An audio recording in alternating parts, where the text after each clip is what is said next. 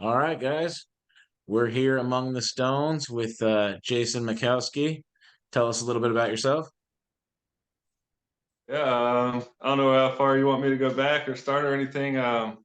If we're talking about strength sports, kind of, I guess through the pandemic, I sort of got more into strength sports. I'd always trained for a variety of sports, in my past, volleyball and track and rugby and things like that. But yeah, I got into kind of in the strength sports. I was never someone who could move a lot of weight. I realized I could deadlift and carry stuff around pretty good. So not necessarily a power lifter, I would say. So strongman kind of attracted my attention. I like trying to pick up, odd objects and stones and deadlifts and farmers, things like that. That's cool. How'd you find your way into a grip sport? Really just through strongman.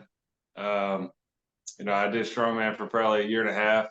Ended up being, I was an all right deadlifter, all right at like farmers and moving events, but my pressing and kind of like leg power and certain aspects of things not necessarily built the best for. But I realized that farmers, like, my grip was never really an issue, and doing axle deadlifts and things like that, I realized I could just double overhand axle a good amount of weight and did pretty well in a couple of grip style events. So I was like, oh, this might be my best attribute here. I should see what's going on with the grip sport and try to work on my axle a little bit, get in the rolling handles and things like that. And just decided to pick it up more this year. It's been really fun to get into and interesting. Yeah, I saw that you took like second place at the heavy hands in your weight class. Was that the first grip Yeah. contest you've done? I did the Super Series over the summer. Okay. There wasn't necessarily one near me, so I actually had sanctioned my venue. So the first time around, I was just putting it out there. I think there was the one in Charlottesville and the one in Roanoke that most people went to in Virginia. So my first time around, it was just me, and I had a couple buddies kind of give me commands in my basement, and they didn't want to lift or anything. They were just drinking mimosas and hanging hanging out, so working the camera for me. So yeah, I did the first Super Series, and then the second one I actually had a few people come in. I guess the scheduling worked out better for them. I had Nick and Vicky and Jay and Anna all come through, so that was a good little crew for the second one. And then Heavy Hands was my actual first one that I had, gone to, outside of my house, I guess, and Yeah. competed at the gym. So doing a few strongman competitions, it wasn't anything like too foreign for me as far as, getting ready, going and competing and lifting what I can. But yeah, that was a great competition overall, and I was stoked to be able to get second in the 105 class. Awesome. You need to tell your friends that most grip sport you could still drink mimosas in one hand and lift with the other. So Yeah, no excuse. Totally fine. Hanging out and drinking is 90% of what grip sport's about. mhm. Yeah, it's if it's accessible for people that want to day drink, I guess a little bit. So what's your favorite event in grip sport right now? Uh, my favorite, I think rolling handles are my best, and that's kind of the first thing that a lot of people touch is like a rolling thunder type of thing. I don't have a real rolling thunder. I have this that I made, but I think it's pretty similar. So I would say the non-plastic rolling handles that I've touched, like the napalm handles, have been good for me for whatever reason. I like doing those, and I like training the Saxon, but it's a challenge for me. That's one of my weaker events, but I think I like putting in work on that and trying to get better. Yeah, we have a lot of grip implements that we made. That's how we first started out. Yeah. In our gym, most of our grip implements are ones that we actually made. Yeah, for sure. I Yeah. started out like that. I wasn't sure what I wanted to get or if I wanted to get anything else. I made a It's really easy to make a hilt. You just get 2-inch dowel and use some truck bed liner or whatever it is and chalk it Yeah. up. I put an eye bolt in the bottom. You can make a rolling handle pretty easily the same way. I have an inch trainer the same way, and I already had an axle from Strongman. I'm looking at my barbell rack behind the camera here, but I got my Saxon and everything. So yeah, now I'm in buying mode. I've been getting a whole bunch of stuff that I probably won't use a ton, but now that I'm into it. Nice, nice. Yeah, I mean, we made simple pinch blocks just out of, 2x4. So Yeah. you get into it so easy for so cheap, which is kind of cool. Attracts a lot of people to it. Yeah, I think something that if people are fairly confident with woodworking, I just put on my table saw. I got two by four chunks and routed out a little groove and then screwed them around like a old barbell I had, like a 1 inch standard barbell, so you can make a Saxon bar pretty easily like that too. Exactly. Yeah, it's a good idea. Yeah. I've seen a couple people Yeah, make them. absolutely. I think Nemesis was making them with a little latch on the sides and a hinge, so you could kind of clamp them around. So that was a smart idea too, removable. Which is probably a little bit more of a sturdy thing to pinch onto than some of the Saxon blocks and things like that. Yeah, Saxon blocks, that was a great idea too, though. Mm-hmm. I'm surprised it took so long from fat grips to Saxon blocks. I figured we'd see those a little sooner. Right? Yeah. The Got cone, one. Big Rob PGH brought one to heavy hands and just threw it on a dumbbell, and people were kind of messing with it. Had a pretty good feel to it. yeah, I'm a big fan of the cone grips as well. Have you used much of those? They really put a lot Uh, of pressure on the pinky. which kind of grip? The cone grips, they're like flat Nah. grips, but they're cone shaped. Oh no, I haven't touched those. No. Oh yeah, they're really cool. I should show you them. I'll just take the computer in there since our gym is in there.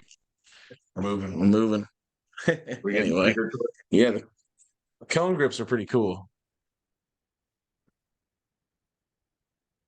Yeah, we got our squat rack back here with all our barbells on it, and this setup here, and some numbers on the door there for big lifts. Maybe cone grips are in here. Yeah, these are cool. So yeah, cone grips. Okay. Oh, nice. Do you use them for like arm wrestling type movements too? Can you put them on a pulley and kind of do the top overs You and everything? could, but we like to put them on just like a barbell, like you would a fat grip. But if you put the fat side like towards your pinky, it really makes you squeeze that side of your hand. And it's pretty nice for when you're chasing like big heavy grippers, which I was doing that for, a year and a half.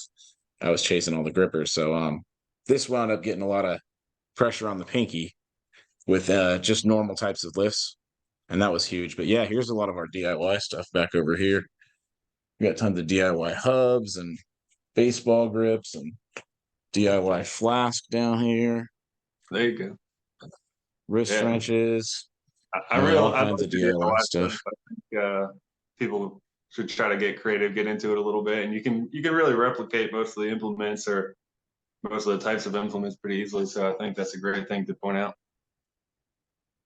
Yeah, absolutely. That was what we kind of started with on our channel, was talking about a lot of DIY stuff just to get people into grip and give them something to do during the pandemic, because we pretty much started all this during the pandemic.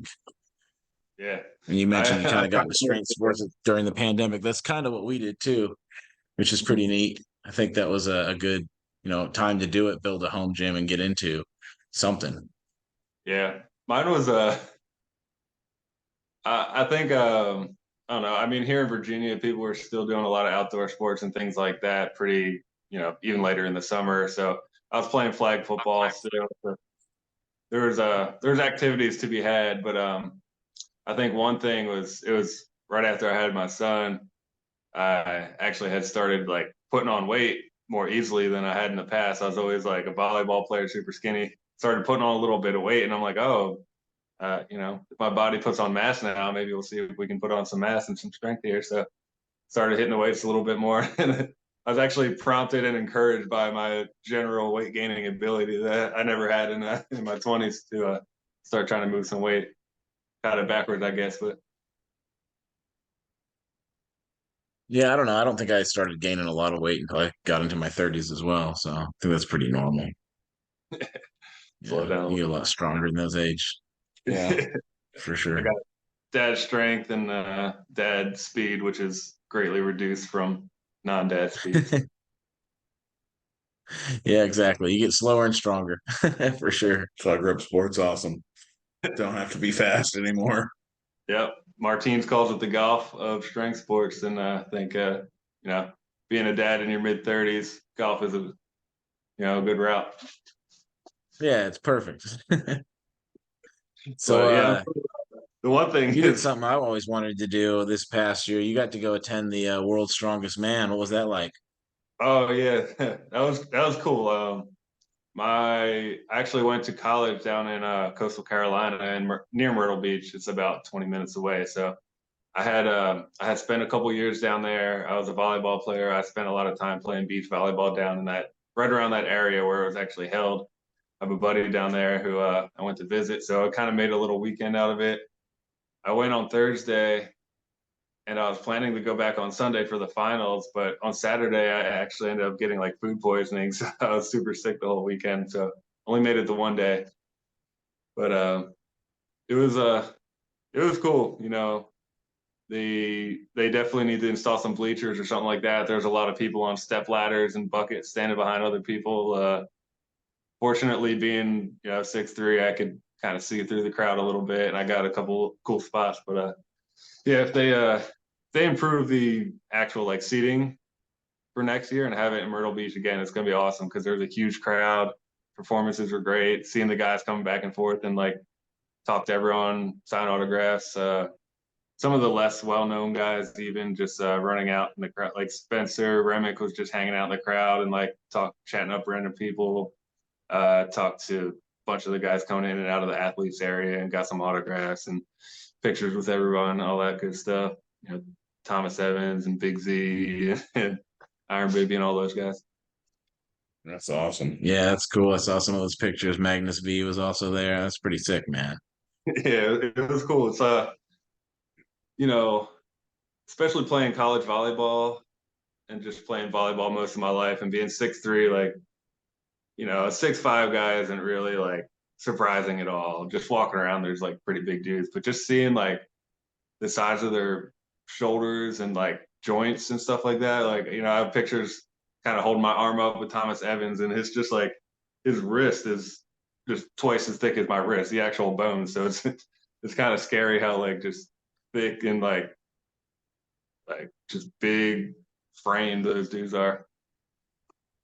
Yeah, Massive. monsters for sure. Mhm. Really, It's kind of Tom. funny that all of World's Strongest Man events have been just in random places where they have no bleachers or anything. There's like, oh, we're gonna have it in Zambia or something where it's 140 and the crowd might be three people, but let's do it. If you get there, you get there. Yeah. I mean, if you're doing a destination and you're doing a really great scenery and like your focus is on like the setup for the video, it's one thing. But I mean, if you're gonna go to downtown Sacramento or Myrtle Beach, like people are gonna show up. Yeah. You want to accommodate. They had some stands, they had some food and stuff like that. Like the actual little like vendor area, I think was a good move, but just putting in bleachers. I think they advertised bleachers and it was literally like one little section with 4 steps that probably fit 50 of the 600 people that were there, even on Thursday. Wow.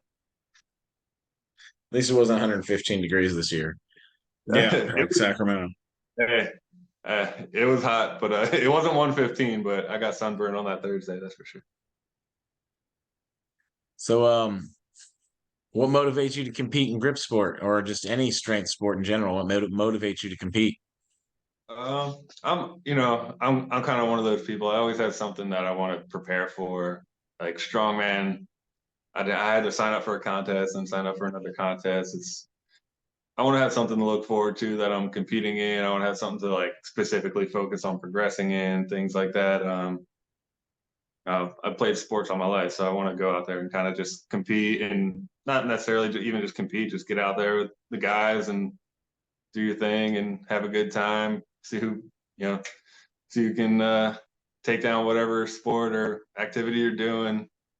Like, I like to hanging out with the boys at whatever sporting event it is, just talking crap, shooting the shit, and all that good stuff. Yeah, it sounds exactly like our contests.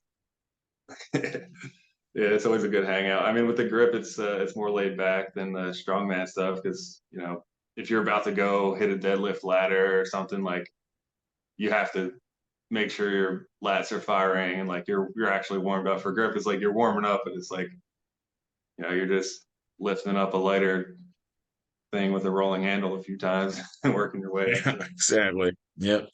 It's definitely a casual atmosphere that's good for just kind of hanging out and doing your thing. It's like you know, it's like a more strenuous cornhole or something like that in that aspect at least. But then you get the training aspect, which is cool because you can actually focus on building something up and progressive overload and just pushing yourself a little bit too.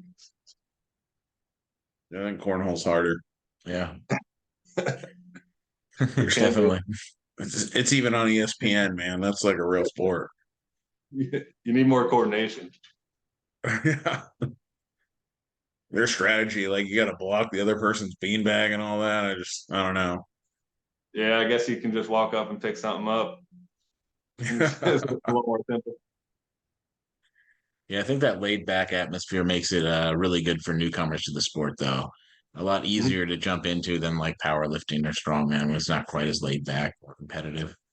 And a lot of people are just so helpful. They're give you tips and they want to see you, do your best. It's not like any other, strongman or powerlifting meet that I've been to. So it really attracted me to grip sport is just how open everybody is to their training techniques and how to get better and everybody's willing to be like, yeah, do this a little bit differently and you can get a lot better. So Yeah, just said small adjustments. I mean, I think the strongman community is pretty good with that too, but it's just a little bit of a different animal because you're lifting such heavy weights. Like you have to focus on your performance, or else you could hurt yourself or do something yeah. weird. So it's definitely a little bit of a different atmosphere. It was great. Like the heavy hands atmosphere was awesome. There's so many guys. It's like you're going through the lineup. There's so many guys lifting that there's a lot of downtime too because a lot of like the moderate weights, there's half the people are taking warm ups, and some of like the lighter or whoever or new people are kind of like reaching their end, and then you get certain weights where there's like 15 people hitting the weight, so there's a lot of downtime in between. Everyone's just kind of hanging around, leaning on the squat racks, and chopping it up. So that was a good time. Yeah, absolutely. I think the low risk of injury helps with that. It being more laid back and grip, and then people not having, not having to put quite as a severe focus on, say, putting 1,000 pounds on their back. You know, it's worst that's going to Yeah. happen if you don't lift your 260 on your Saxon bars. It's going to slip out of your fingers. Not a big deal. Yep. Yeah. Yeah, that's a good solid point on that.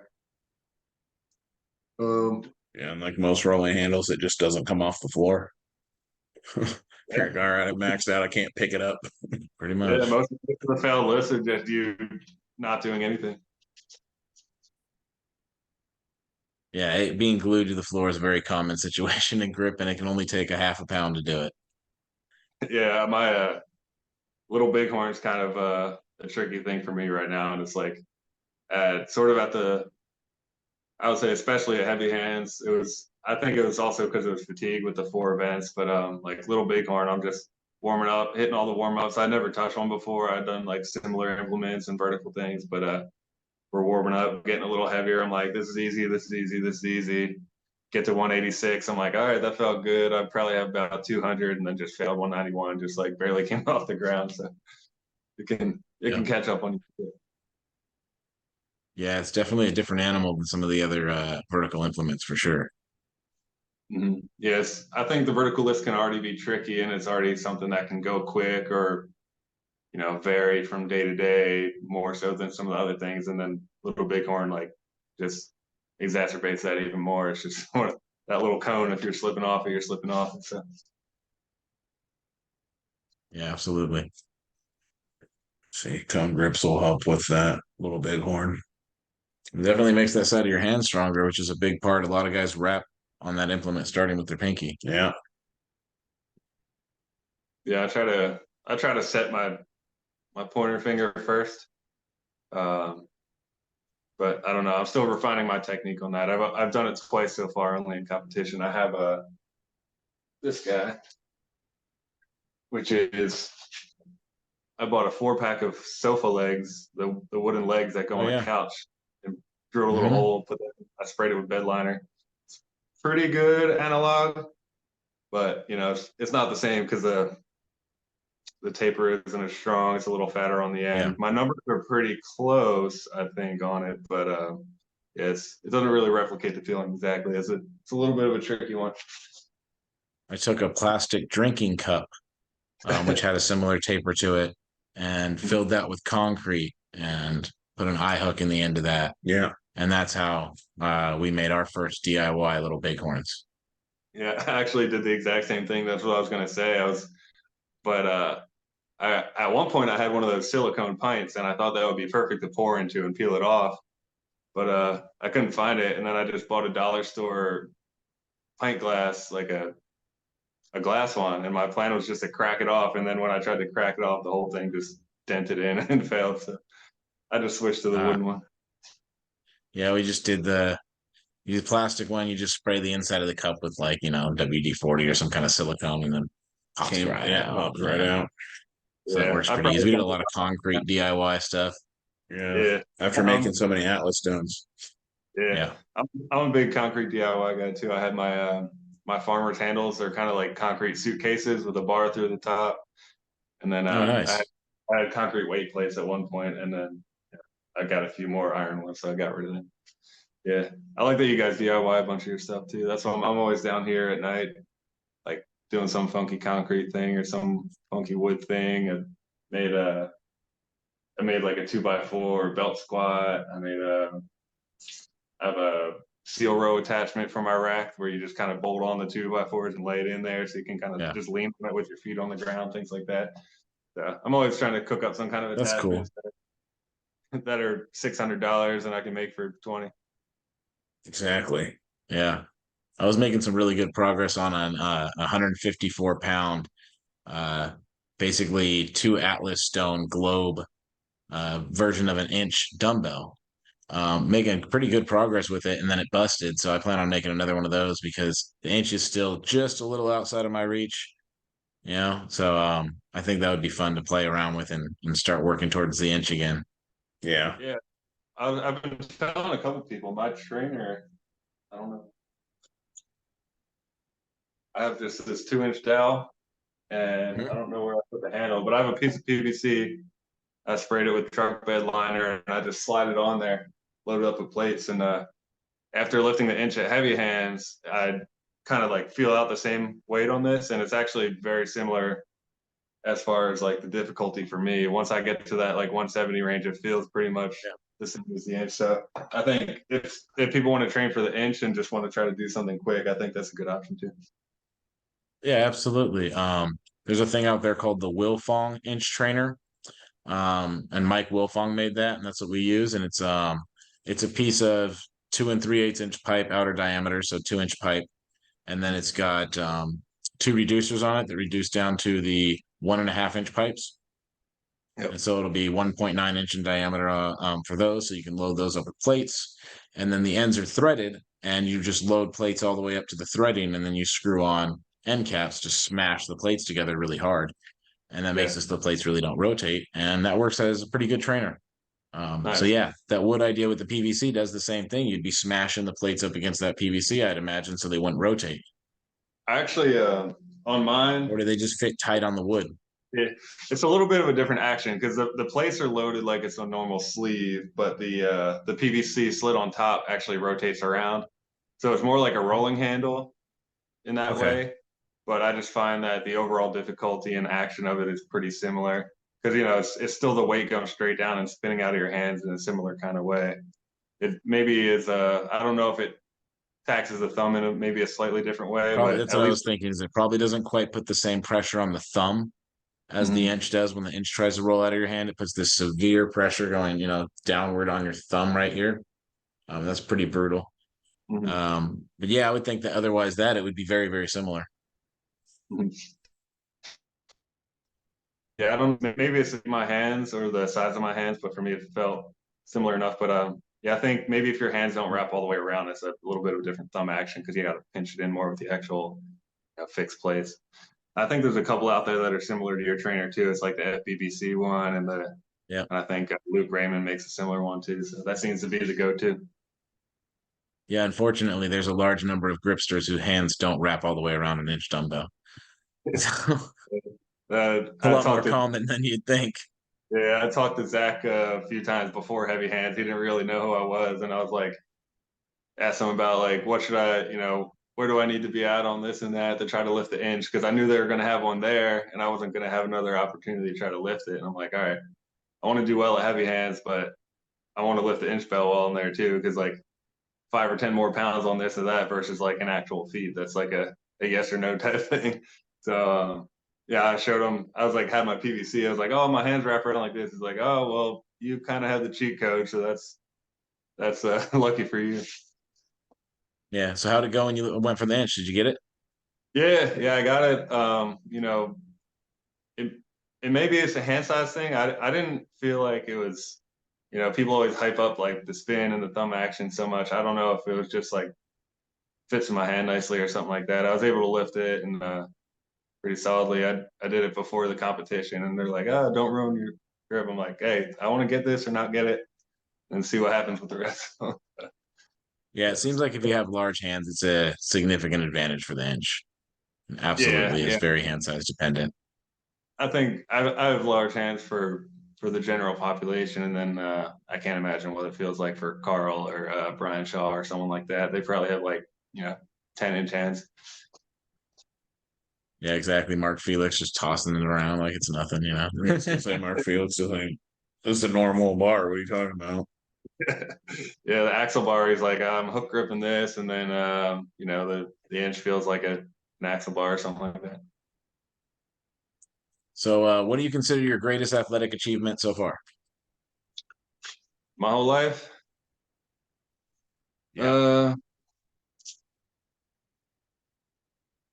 hmm, probably one of my best volleyball matches in college because that's for an NCAA like fully built out organization stuff like that. I had some good matches my second year. I had some like conference player of the weeks here and there, and then Oh, yeah, that's a big deal. yeah, getting kind of on the scene and beach. I nothing really specific there. I don't know. I'd always, yeah, I would probably say that. I've done like so many variety of things that I've done like little things here and there that I wanted to do in different sports and stuff like that. But yeah, my probably my last year that I played college volleyball I had some more dominant matches. I was like, all right, I'm up there, I'm getting recognition for in the conference and stuff like that. Probably volleyball wise, and maybe in grip I can do something notable at some point too. What's one of your current major athletic goals then, talking about grip and where you want to go? What are you working towards? Um, well, specific numbers goals. I'm trying to work towards a 400 axle. So I think that's a good clean number and kind of like a good divide. It seems like there's a good amount of people that can get about 375, like at a fairly high level, and then it drops off like pretty hard after that. It seems like between like 375 and 400. So I'm gonna try to work on that. I think my left hand is holding me back a little bit because on any kind of rolling hand on my left hand is you know 10% behind or so. So if I can get that a little closer, I think that'll help my two hand lifts like a Napalm Nightmare or axle, things like that. So 400 axle, um, like 100 kilo sacks, and just try to improve some of my weaknesses there. And I don't know, I guess mm, otherwise, what I really want to do is try to get on the Arnold stage for the pro division if possible in the spring because I've never been to the Arnold. I've always wanted to go to that and to be able to compete on like a decent sized stage as an athlete, like at the whole convention. I think would be really cool. And what weight class are you competing in? For arm lifting, I'm at 100 kilos, and then I'm kind of stuck Okay. right in between for the GSI ones. I'm generally like right around 220, and if I want to be 217, 3 days from now I'll be 217, but generally like 220. I'm pretty steady with my weight. I've always That's been tough kind of weight at a class. flat where I could weigh in any day. It's like 218 to 222, so right on it. Yeah, that is a tough weight That's a class, tough weight but class. 400 on the axle is a good number in Yeah. that weight class. There's a lot of big lifters in the Yeah. 100 kilo class, which is fun. Yeah, like it's if Eric Racine decides to be a 100 kilo guy that day, he's obviously ridiculous, and a bunch of other people in it. And who was it? I'm trying to remember the Super Series results. I think Eric and Devin Lee were both in the, at least in the combined 90 and 100. You know, that combined 90 and 100 is super tough with like Devin Lee and Eric at the top, and then like a whole bunch of guys in the Whereas top. Adam and Tanner haven't came back into it. Yeah, and there's They're, guys like Adam and Tanner when they decide to show up for the comps, they kill they're it. both in a 100 kilo class and they King destroy Kong's people. coming up again, Yeah. you know, and Tanner's won it 3 years in a row now. So Was it 3 or 4? Did he compete last year? maybe I don't know. I'm not sure, but I know he had a three-year run. Yeah, Tanner's ridiculous, and Eric obviously, and those guys. So I'm not sure if Ben Helms would ever be 100 for GSI. You know, he's in the 105, and Yeah, you know, I don't have too much of a clear path to going down the 205 right now, unless I really put my mind to it. So yeah, and then I could go down to the 205, and then I would just face Eric anyway. So yeah, not that's much true. a respite Not there. much of a difference there. Yeah. That was like a heavy hands. It was like the top three were the 95, or what was it? What was it? What was the kilos? Whatever it was, 93, I think, right, for GSI. Yeah, there's Yeah, I a believe it is 93. Yeah. three, the 105, and the next one up was Zach Evil or Evil, and those guys were top three overall. So wherever you went, there was some monsters. Yeah. So, is there anybody that you follow for grip advice or their training videos, or anybody that you think has helped you out quite a bit in your path to become a gripster? Um, yeah, I mean, one of the people I've talked to and who's like a really great resource is Zach Mullins for sure, because he's like kind of just a sponge and like talks to everyone, gets knowledge from everyone. He's always lifting bells and blobs and everything, and like obviously he runs the grip show, so that's a, you know, he's constantly talking to people for hours on end about like all the intricacies, and he works out with Ben too. So those two guys just, you know, they're great. Even for being so new, like both those guys know a ton. Um, there's a bunch of people I talk to. Like I don't know, I don't talk training specifically with that many people. Russell Beggerly is a Virginia guy. I haven't met him yet because both the comps I went to, he like last minute couldn't go, but he was the first person I really started talking to about training and stuff like that too. We both kind of got into it a little bit earlier this year, and other than that, just all the people I've met at the competitions, I might shoot a question to here and there about certain things, but I'd say Zach is a great resource. The Grip Show is a great resource. Some of the interviews that you guys have back from before, like if you talk to Adam or uh, any of those guys, I think you had Clay on too. Clay seems like a really knowledgeable guy. I've watched him. Ricardo. Yeah, Ricardo, Ricardo's bro. awesome. Mhm. He's also Knows in the 100 kilo class too, I believe. So Yeah, that's, you know, he's, Ben Edwards, he had some great advice. yeah. Yeah, we've gotten some really good advice out of doing these chats. It's really neat. Yeah. Speaking of that, have you stumbled upon any like training methods or training concepts that you found that enhanced your grip or enhanced your ability to compete that are outside of the norm or probably not just outside. not spoken too much about? I don't think I've tried anything too crazy. I think what works, the groove that I got into kind of before heavy hands, because I had the really leading up to the second Super Series, because I had more of a time in between there. I was just doing heavy triples. I started at a weight that was pretty manageable, and then tried to build up those heavy triples closer to my original max. And obviously, you're going to fall short, but I just kind of set myself a timetable, like I'm going to do 80%, 84%, 88%, 92%. See if I can hit 3x3s on that. And if you know, if you get a 3, a 2, and a 1, then you're still getting a good amount of time between the 6 reps across 3 different implements. You're getting 18 like pretty top end reps, and then throw in some kind of back off holds too. I think that's pretty common that a lot of people do. Um, I was actually talking to John Folber at Heavy Hands, and I don't know if you guys know him, but he was a 93 kilo guy, and his Saxon is like incredible. He's like spot on. locked in. Like he's just a monster on sacks. And he said that he mainly just focuses on holds with about 75% and doesn't touch heavy weights Okay. until. Gotcha. So I'm gonna try Yeah, to that's that. I great haven't done that too advice. much yet, A but lot I'm of gonna. time under tension. Mhm. Yeah, I'm gonna try to, especially for Saxon and maybe even vertical lifts. I think I'm gonna go that direction and see if that helps me a little bit. Just hold the Saxon out of the rack, do like 60 total seconds in as little amount of sets as possible, things like that. Yeah. How many times a week are you doing your 3x3s and heavy triples leading up to heavy hands or stage 2 super series? Yeah, when I was leading up to stage 2, I kind of mapped it out um, with the time I had available, and I started off doing it every third day until it got heavier and more maximal, and then I made it every fourth day. And then I gave myself about, like leading up to the competition, I gave myself like 4 full rest days. So I was I started off with more frequency when it was a little lower. I was trying to get it in and then build up and like see how it felt. And then closer to the end, I was doing like 3 full rest days. I also had a little bit of kind of a pain in my knuckle for the rolling handle, so I was trying to back that off a little bit, but that Yeah. seemed to work for me. I think you can do a lot of volume and frequency and then back it off a little bit. It's kind of a normal progression like you're going to do a powerlifting meet, but just I think the rep ranges for grip, at least for me, like kind of that 3x3 seems to be pretty beneficial.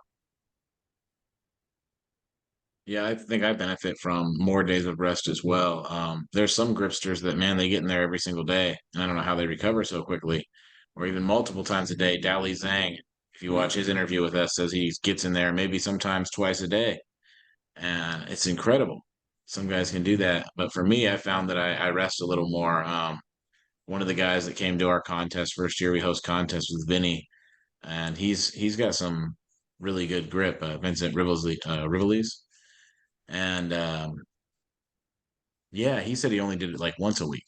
And he just goes in there and blasts everything, gets super tired in his arms, and then recovers for about a week. So it's interesting how different athletes spend different amounts of time recovering in grip. Yeah, I think as far as I can tell, I think a lot of the people that do almost every day are kind of focusing on one thing, like it'll be thick bar and then a pinch and then something else. So you're not necessarily taxing the exact same way. The way I structured it is I wanted to be ready for the competition, and I did everything back to back to back in the competition order every time I trained it. So like even like 4 days in between was, I'm still kind of recovering if I'm doing 8-9 reps of 90% on 3 different implements back to back to back. And I try to stagger it so I'm getting like a decent amount of rest, but probably not as much rest as I'll get in a competition too, just to adapt to that. Yeah, it's a good way of getting ready for comps for sure. So, if you could start your training over with the knowledge you have now, what would you do different and why? Stop maxing out all the time. But I don't know if my knowledge now is going to stop that because I try to do it anyway. That's just a discipline thing. You always want to Probably find more out. the probably more the holds, especially on the friction type things. That seems to be helping a little bit. And trying to think of anything else. Yeah, just for me, I think some of the thick bar stuff I need to get heavy reps in, and some of the other stuff I need to get holds in. That's more, pinch is also kind of a vertical friction type of thing. So I think I'm kind of staggering things that way. So I think from the beginning I would have, it's exciting when you get into it. You get these implements. You're like, what can I do on it? What can I do on it 3 days from now? Because you're kind of going up from your initial starting point. But I think if you want to build maybe a base for it, like find your limit, scale it back, hit some reps and holds, and then go from there. I think probably what I would change. Yeah. So, what do you think is the most important piece in your home gym and why? Uh, I mean, the squat rack is a staple. The power rack, just a barbell in place. I think probably the main thing, and just actually the most important thing is that it's in my basement and I can go down and do it at night when the kids are sleeping. So the Yeah. location. Yeah, that's huge. I love having a home gym. I'm definitely in there a lot more frequently than I would be if I was at a commercial gym. And of course, they don't have any of the stuff that we need. Right. That's true. But There's yeah, never a wait. What's basement's the that? place. So there's never a wait at your home gym. You know, I'll wait for somebody to get off the machine. That's true. Nope. Yeah, that's right. So, what made you want to get into the golden potato and get lifting on the golden potato? Oh, I just went to Nick's competition. I'm not sure if you met him, Nick Spencer. He just had a competition at Snacktown Squeeze Fest, which was cool. It's in this really cool little CrossFit gym that's there's like an old gas station, like little mechanic shop, and it had two big bay doors, and you open them up, and it's just kind of like wide open in there. Especially being a CrossFit gym because they keep the middle open for probably all the clean complexes and all the weightlifting stuff. So yeah, cool little spot. And he had the golden potato at the end as a bonus event, which I had, I'd seen the golden potato. I wanted to lift it, and he had it as a bonus event on the side to win a golden potato and take home. Um, but by the time I had to leave and drive back, I had to go real fast, and I was just kind of like, I'd probably try to find my max in like 2 minutes. I was like 100, 110, 120, 130, whatever it was. I was lifting like every 15 seconds as fast as I could load plays because I was just trying to get a number on the board and then try to hit the road. But I was like, man, I need to see what I can actually do on that, and with a little time and like practice and not being fatigued from a contest and trying to run out the door. So I just wanted to try to get my hands on one. It's a cool implement. I think it's it's very unique. It's like a climbing hook with a crush with a pinch thumb Yeah. almost. So I Yeah, like the shape, but I exactly. think it's like a different little hybrid. Yeah, exactly. That's what we are going for. Something that's squeezed differently than everything else. So yeah, I got one here, and yeah, it's definitely a fingertip on this end. And if you have a small enough hand, you can actually like fit it all the way in your hand, like Yeah, so. But if you have a really long hand, it becomes more of a crimp like this, which makes it yeah, really tough for some people. yeah. I was trying to Yeah, it's more. get my It's fingers kind of definitely like more of a rock climbing. What were you yeah. saying? I was for me is I was trying to keep the gap here and not here so I can get like my fingers on it. So kind of pinch it, but also hook in. But I was kind of had like a little gap at the top. So I'll have to play around with it. Kind of like that. Yeah. Oh, you got a gap in Yeah. your fingers. I had a gap like in my Yeah. palm. Yeah, a Oh, little okay. gap. So It's you do it down. more Yeah. like so, or you'd have a gap down here. Yeah, Okay. that's how I initially felt like it was comfortable. So I'll have to play around with it. Way in here, and then I can actually wrap all the way around. So my right hand's small. Yeah, it's definitely a tough implement. If you don't do a lot of rock climbing, take your time going towards your max with that thing. It is a beast. Yeah. We've had a few people get some pulley injuries on that thing. Yeah, it's tough, but I like it. It's a lot of fun. It's fun challenging people with it and seeing what they can do. What did you wind up lifting at the contest on it? I think it was like 153 or something like that. Low 150s, like 150, 155. That's pretty good. Most I've ever gotten is like 165, and on the pink potato, I've only gotten 149. I'm hoping to break that this October. Right now. Right. Yeah, Yeah, that'd be fun. Pink potato I think lifts are eligible right now. I haven't seen the pink potato. Is that a different shape? No, same shape. It's just a slicker coating, and it's only done at the Couch Potato Garage during the month of October. Okay, there you go. Very seasonal. And it's just a random thing we do. Nick Nick had it, and he's like the highest lift as compared to body weight will take home the golden potato. So I think he lifted 155, and then this other new guy, Indy, who's super strong, like he beat me on the Saxon and was up at like 400 on the Napalm Nightmare too. It was his first competition. He was like 190 pounds, 195 pounds, and he lifted. Strong dude. I think he lifted like 150. I think he got over his body weight on the Saxon, and he could lifted like over 150 on the potato. So he had the highest percentage on that. Nice. Yeah, that's awesome. So, do you have what advice do you have for the average person that's just trying to get fit and healthy at home? Just find something interesting and do it.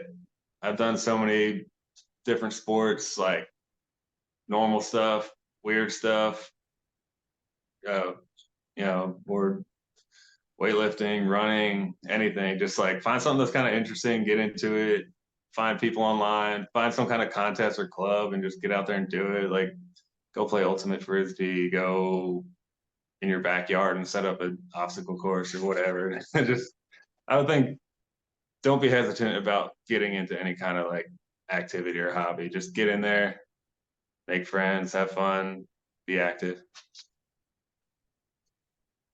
All right. So before we let you go, do you have any questions for us, Couch Potato Strong, or anything else you would like to share, or anything you want the listeners to know? Um, tune in, train grip, do your best, have fun. I don't know. That's all. Awesome. Right on. Cool.